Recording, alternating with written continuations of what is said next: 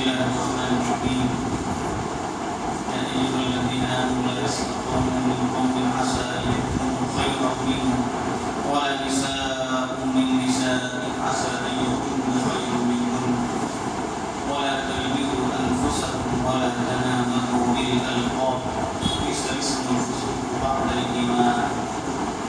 صدق الله العظيم. اور دوستوں، اللہ تعالیٰ نے اسلام کی نسبت سے مسلمانوں کو آپس میں بھائی بھائی بنایا.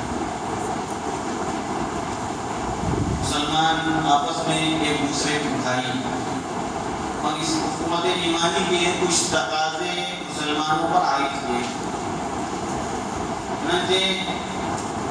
ان تقاضوں کو پورا کرنا اور ان تقاضوں کے تعلق سے جو حقوق ایک مسلمان کے دوسرے مسلمان پر واجب ہوتے ہیں اس کو پورا کرنا ہر ایک کی ذمہ داری ہے.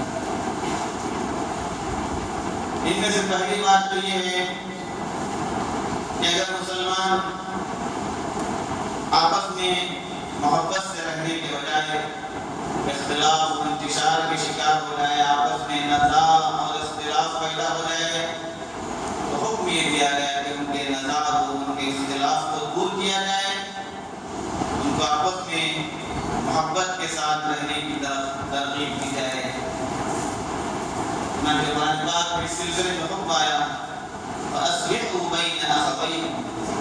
اللہ نے تم کو جب بھائی بنایا ہے تو اس اخوت کا تقاضا یہ ہے کہ تم آپس میں اس کی اصلاح کرنا.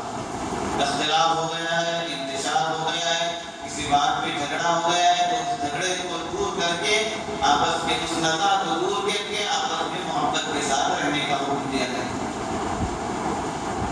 اسی طریقے سے حکم یہ دیا گیا کہ ایک دوسروں کو ہم نصیحت کرنے والے ہوں، اچھائیوں کی، بھلائیوں کی، بھلی باتوں کی، بری باتوں سے ان کو روکنے والے ہوں، اچھی باتوں کا حکم دینے والے. اس سلسلے میں قرآن پاک نے جا بجا حکم دیا کہ مسلمان آپس میں دوسروں کو بھلائی کا حکم کریں، اور جو بھلائی کا حکم کرتے ہیں اور برائیوں سے روکتے ہیں ان کے تعلق سے قرآن پاک نے نہایت بلند الفاظ میں ان کی توصیف فرمائی. یأمرون بالمعروف وینہون عن المنکر، بھلائی کا حکم دیتے ہیں، برائیوں سے روکتے ہیں. کسی مسلمان بھائی کے اندر ہم کوئی کمی پا رہے ہیں، وہ اچھے کام سے دور ہے، اس کو اچھائی کی طرف بلانا، اچھائی کی طرف اس کی توجہ مبذول کرنا، اس کو رغبت دلانا. اور برے کام سے اگر وہ خدا نخواستہ کسی برائی میں پڑا ہوا ہے تو اس کو اس برے کام سے روکنا یہ مسلمان کی ذمہ داری ہے. ایسا نہیں کہ مسلمان اپنے مسلمان بھائی کو غلطی پر دیکھ کر وہ اس کو روکنے کے بجائے اس غلطی سے اور اس برائی سے اس کو روکنے کے بجائے وہ خاموش ہے. یہ مسلمان کا کام نہیں ہے. مسلمان آپس میں جو ہے محبت کے ساتھ رہتا ہے، اپنے مسلمان بھائی کے لیے اچھا سوچتا ہے، اچھا تصور کرتا ہے. اس لیے مسلمان کی یہ ذمہ داری ہے کہ وہ آپس میں امر بالمعروف و نہی عن المنکر کا کام کرے. اچھائیوں کا حکم دینا اور بری باتوں سے روکنا یہ مسلمان کی ذمہ داری ہے. اسی طریقے سے مسلمانوں کو حکم دیا گیا کہ آپس میں ان کی اخوت ایمانی کا تقاضا یہ ہے کہ وہ ایک دوسرے کے لیے بہتر سے بہتر چاہنے والے ہوں، ان کے لیے اچھے سے اچھا چاہنے والے ہوں، ان کے حق میں برائی کو سوچنے والے بھی ہوں. چنانچہ حکم دیا گیا ایھا الذین آمنوا لا یسخر قوم من قوم. اے ایمان والو، کوئی تم میں سے کوئی کسی کی جو ہے کسی کا مذاق نہ اڑائے. اتنے واضح الفاظ میں قرآن نے اس بات کو فرمایا ہے لا یسخر قوم من قوم عسى ان یکونوا خیرا منهم. تم جس کو اپنے سے ہلکا سمجھ رہے ہو، اپنے سے کمتر اور فروتر سمجھ رہے ہو، یہ اچھی بات نہیں ہے. ممکن ہے کہ وہ شخص تم سے کہیں زیادہ بہتر ہے. لا يسخر قوم من قوم عسى ان يكونوا خيرا ولا نساء من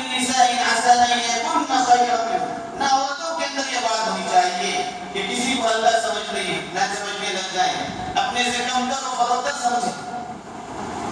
عورتوں میں بھی تم میں سے کہیں زیادہ دوسری عورتیں جس کو تم کمتر اور ہلکا سمجھ رہے ہو وہ تم سے کہیں زیادہ بہتر ہوں. وَلَا تَلْمِزُوا أَنفُسَكُمْ وَلَا تَنَابَزُوا بِالْأَلْقَابِ. اتنے واضح الفاظ کو قرآن پاک نے فرمایا کہ ایک دوسروں کو پر الزام تراشی مت کرو، برے الفاظ سے ایک دوسروں کو مت پکارو، غلط الفاظ سے ایک دوسروں کو مت پکارو. جس لفظ کے استعمال کرنے سے، جس کلمے کے استعمال کرنے سے مسلمان بھائی کو تکلیف ہوتی ہے تو اس لفظ سے اس کو نہ پکارا جائے. اسلام کا واضح ترین حکم.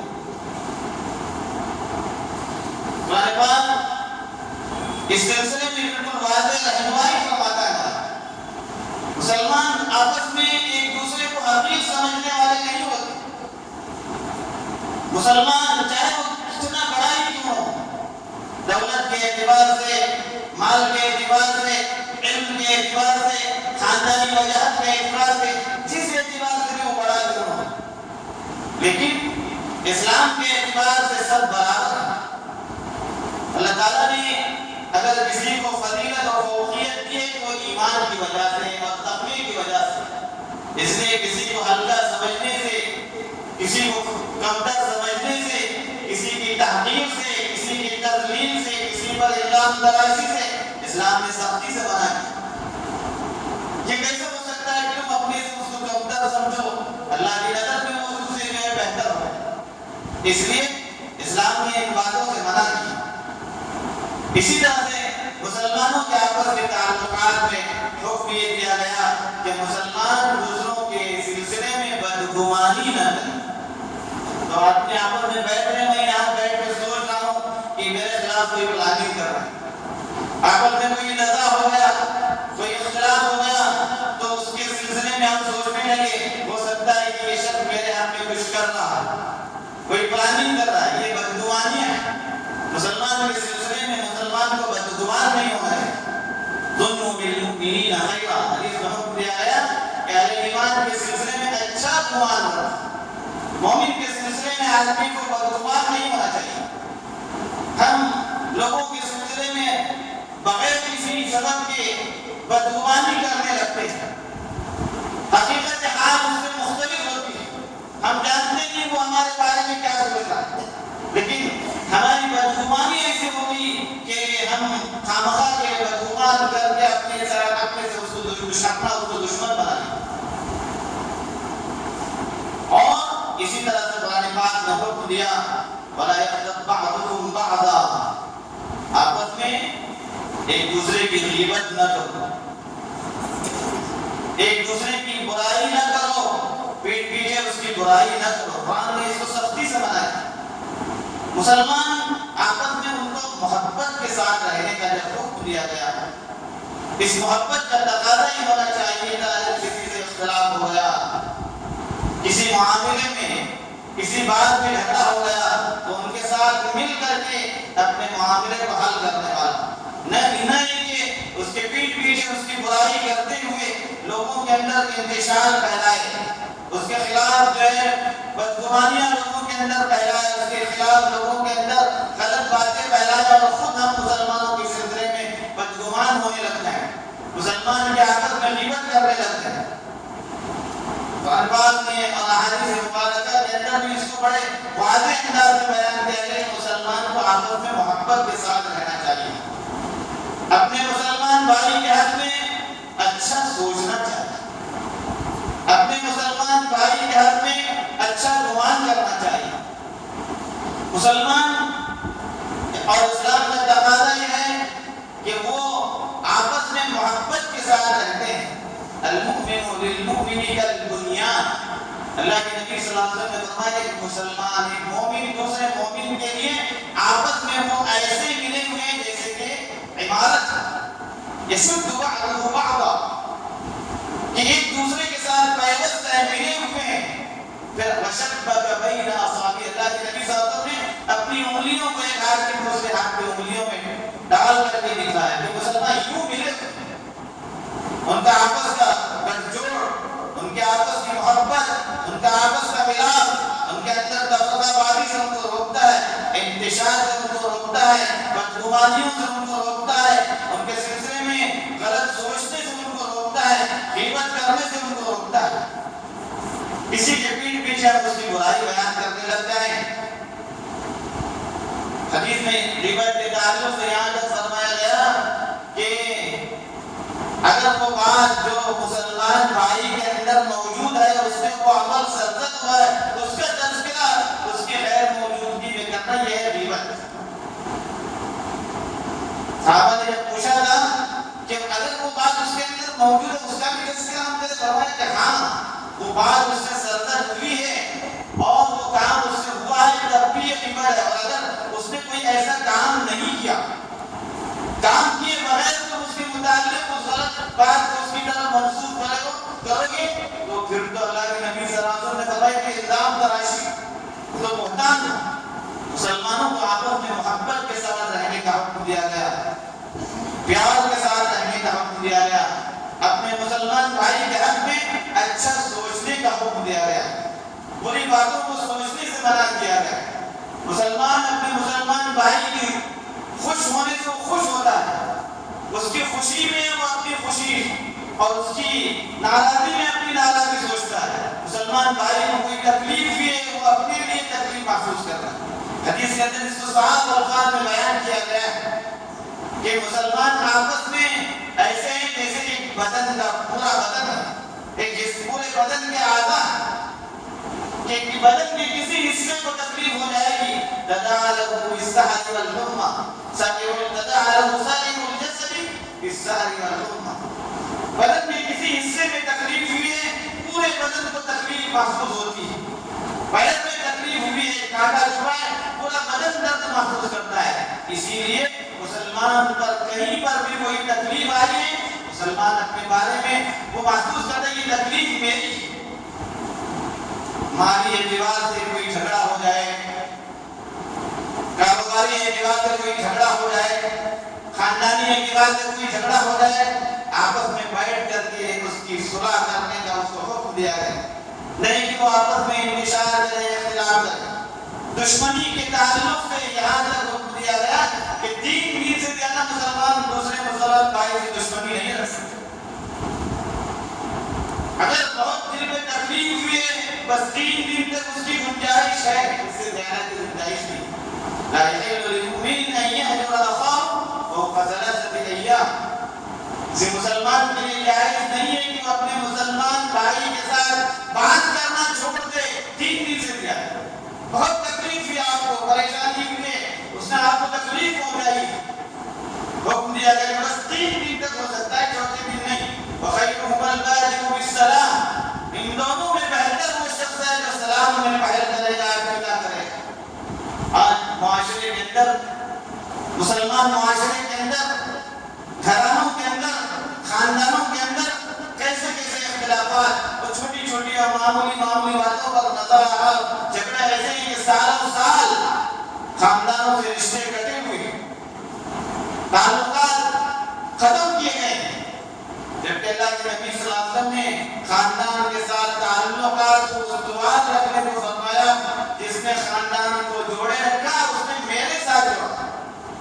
رحم کا لفظ اللہ تعالیٰ نے فرمایا کہ میں نے اپنے لفظ رحمان سے اس کو نکالا۔ یہ رحم رشتہ داری، فمن وصل وصل ومن قطعني قطع، فرمایا جو رشتہ داری کو جوڑے رکھے گا میں اس کے ساتھ اپنا تعلق جوڑے رکھوں گا، جو رشتہ داری کو قطع کرے گا میں اس کے ساتھ اپنے تعلق کو قطع کروں گا، ختم کروں گا۔ آپس میں رشتہ داروں کے ساتھ جو تعلقات میں کمی نظر ہو جاتا ہے، سالوں سال ایک بھائی دوسرے بھائی سے بات نہیں کر رہا، بہن بہن سے بات نہیں کر رہی، ایسی دشمنیاں چھوٹی سی چیز پر اپنا مطالبہ تھوڑا سا پورا نہیں ہوا، اس مطالبے کے پورے نہ ہونے پر آپس میں نظر جلا رہا ہے، خاندانوں کے اندر، بھائیوں کے اندر، بہنوں کے اندر نظر جلا رہا ہے۔ یہ اسلام کی تعلیمات نہیں ہے۔ اسلام کی تعلیمات یہ ہے کہ اختلافات کو جس قدر ہو سکے فوراً ختم کیا جائے، آپس میں محبت کے ساتھ زندگی گزاری جائے، انتشار نہیں کیا جائے۔ انسان ہونے کے لحاظ سے ہو سکتا ہے کسی سے زیادتی ہو گئی ہو، اس زیادتی کا مطلب یہ نہیں کہ ہم اس کے ساتھ ہمیشہ دشمنی رکھیں، ہم اس کے بارے میں برا ہی سوچتے رہیں، ہم اس کے سلسلے میں غلط چیز سوچ کو ترویج رواج یا اپنے ذہن میں غلط چیز سوچتے رہیں، اس کے قطعاً ہمارے لیے گنجائش نہیں۔ آج ہمارے اپنے آپسی نظاری معاملات کی وجہ سے، انتشار کی وجہ سے رحمت اور برکتوں کو ہم نے ختم کر دیا اپنی ان اختلافات کی وجہ سے۔ مسلمانوں کو آپس میں محبت کے ساتھ مل کر کے زندگی گزارنے کا حکم دیا گیا کہ وہ ایک دوسرے کے بارے میں بہتر سوچنے والے ہوں، ایک دوسرے کا احترام کرنے والے ہوں، ایک دوسرے کی عزت کرنے والے ہوں، ایک دوسرے کا اکرام کرنے والے ہوں۔ جب ایک مسلمان دوسرے مسلمان کا اکرام کرے گا، ایک مسلمان دوسرے مسلمان کی عزت کرے گا اور آپس میں محبت کے ساتھ رہیں گے، اللہ کی رحمتیں اور برکتیں نازل ہوں گی، اللہ کی طرف سے خیر نازل ہوگا۔ زندگیوں کے اندر سے خیر جو ختم ہوتا جا رہا ہے، برکتیں جو ختم ہوتی جا رہی ہیں، وہ آپسی نزاع اور انتشار اور اختلاف کی وجہ سے ہو رہا ہے۔